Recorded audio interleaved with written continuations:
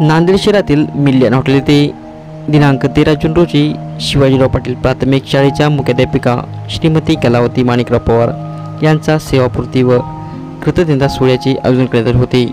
या कार्यक्रमाच्या अध्यक्षस्थानी साखरे SM यांची उपस्थिती होती, तर प्रमुख पाहुणे म्हणून व्यंकटेश चौधरी, अजय सरसे, खुशाल जाधव यांची उपस्थिती होती। प्रथमतः व्यासपीठावरील मान्यवरांच्या हस्ते दीप प्रज्वलित करून या कार्यक्रमाची सुरुवात करण्यात आली।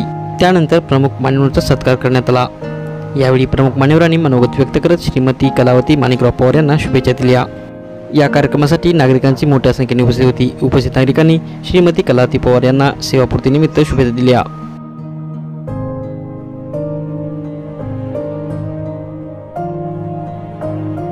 प्राथमिक शाळा वाजेगाव आणि या शाळेमध्ये मी 12 जून 1985ला सर्व्हिसला लागलेली आहे। त्यावेळेस अनुदान नव्हतं की मग काही नव्हतं। ही शाळा लातूरला असताना मी ती सर्व खटाटोप केलेले। त्यानंतर 94 मध्ये भूकंप झाल्याच्या नंतर ही शाळा वाजेगावला आलेली। वाजेगावला आल्याच्या नंतर संपूर्ण मोलमजूर करणारे लोक होते, दुर्गंधी चौथीकडे पसरले होते किंवा पाऊल ठेवायला जागा नव्हती। अशा ठिकाणी आम्ही ही शाळा राबवली आणि ही शाळा आणल्याच्या नंतर विद्यार्थी म्हणजे कोणता आहे कसा हे ओळखू येत नव्हतं, कारण का संपूर्ण वीट कामगार लोक होते आणि त्यांची अवस्था स्वच्छ नव्हती। घाणेरडे लेकरं कसे राहायचे आणि तशामधून मी विश्व निर्माण केले आहे। त्या मुलांना घरोघरी जाऊन घरामध्ये जाऊन त्या मुलांना ओढून आणून शाळा दाखवलेली आहे।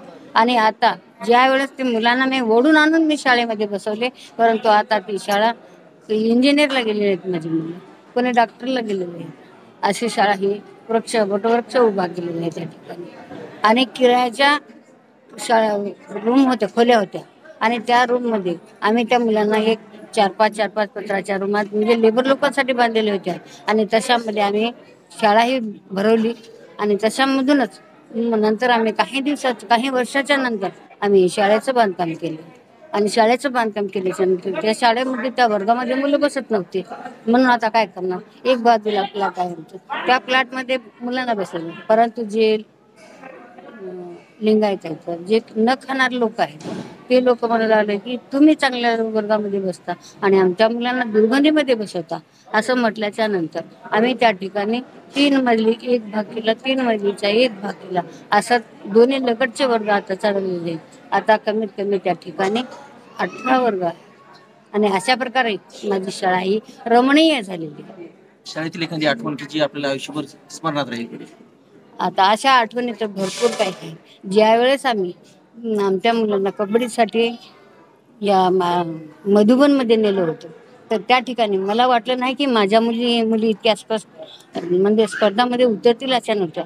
त्या मुली इतक्या जहाल असताना त्यांचा पराभव केला आणि माझ्या मुलांचा विजय झाला, त्यामध्ये मला खूप खूप आनंद झाला। स्वभाव अतिशय चांगला आहे।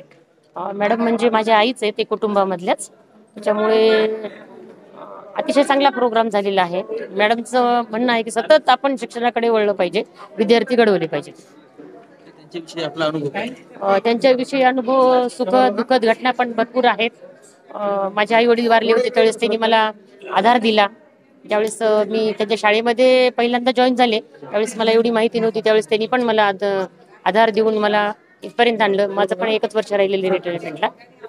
माझी शाळा अतिशय सुंदर चांगली आहे। आम्ही सगळे मॅडमच्या पाठीशी आहोत, मॅडम आमच्या पाठीशी आहे।